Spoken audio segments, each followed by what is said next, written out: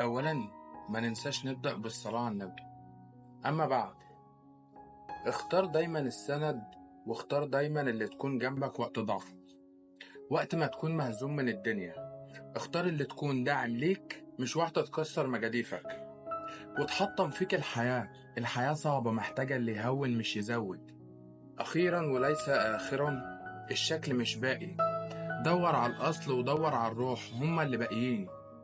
وزي ما قال عمرو حسن، كدابة وما قامتش بدورها، شلتها على كتفي في وقت صعود، ولقيت في عينيها جفاف وجحود، ظهرت في الجرح بحيل مهدود، واما احتجتها خلني حضورها، مديت ايدي وطبطبت وشلت، خليت بالي وضميت وحيلت، وفي وقت ما جالي الليل اتقلت، انشغلت عني مع امورها،